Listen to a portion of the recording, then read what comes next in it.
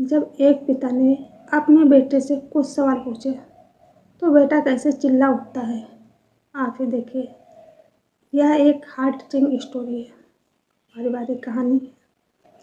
शाम का समय था।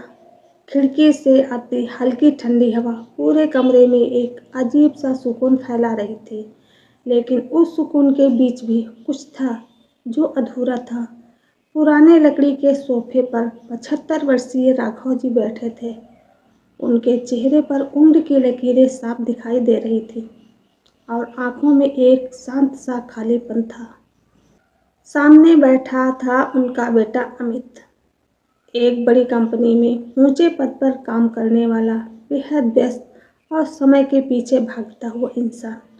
हाथ में मोबाइल, आंखें स्क्रीन पर जमी हुई, जैसे दुनिया का हर जरूरी काम उसी छोटे से डिवाइस में कैद हो।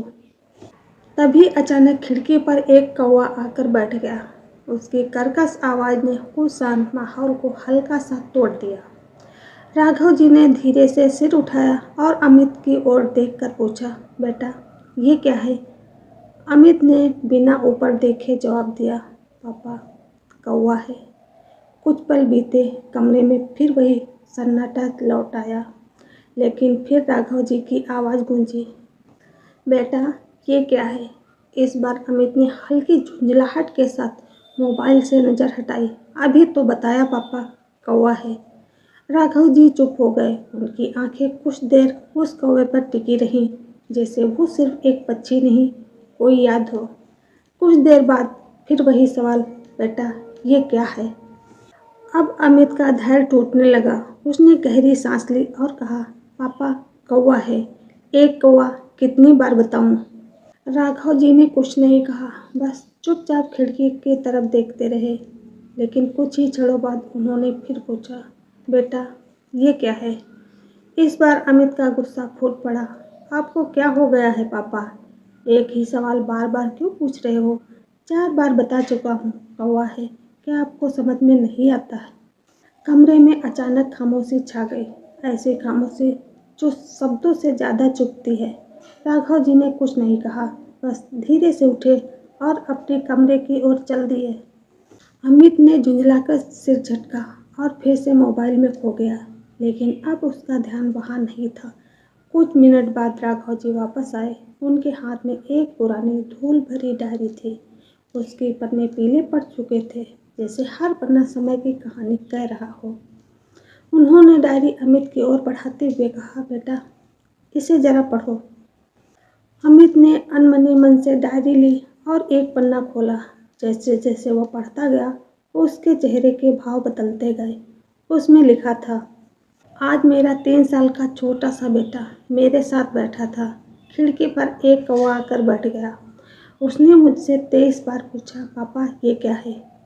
और मैंने 23 बार उसे प्यार से जवाब दिया, बेटा ये कौवा है। हर बार मैंने उसे गले लगाया। हर बार उसके सवाल पर मुझे खुशी हुई। मुझे बिल्कुल भी गुस्सा नहीं आया, क्योंकि वो मेरा बच्चा था। अमित की आंखें वहीं ठहर गईं, हाथ कांपने लगे। उसने धीरे से नज़र उठाई। सामने उसके पिता खड़े थे। उनके चेहरे पर हल्की सी मुस्कान थी, लेकिन आंखों में नमी साफ झलक रही थी। अमित के अंदर जैसे कुछ टूट गया। उसने खुद को उसी छोटे बच्चे की जगह खड़ा पाया, जो बार बार सवाल करता था और हर बार उसे प्यार मिलता था। आज वही बच्चा बड़ा होकर 4 बार में ही थक गया था। उसकी आंखों से आंसू बहने लगे। वह तुरंत उठकर राघव जी के पास गया और उनके गले लग गया। पापा सॉरी, मुझे माफ़ कर दीजिए, मैं भूल गया था। राघव जी ने उसके सिर पर हाथ फेरा। कोई बात नहीं बेटा, उम्र के साथ सवाल बढ़ जाते हैं और जवाब देने वाले कम हो जाते हैं। कमरे में फिर वही खामोशी थी, लेकिन इस बार वह चुप नहीं रही थी, बल्कि दोनों के बीच एक नया रिश्ता जोड़ रही थी। खिड़की पर बैठा कौवा अब उड़ चुका था, लेकिन वो एक सवाल, ये क्या है, अमित के दिल में हमेशा के लिए बस गया था। आपको यह कहानी कैसी लगी? प्लीज़ कमेंट करके ज़रूर बताना। राधे राधे।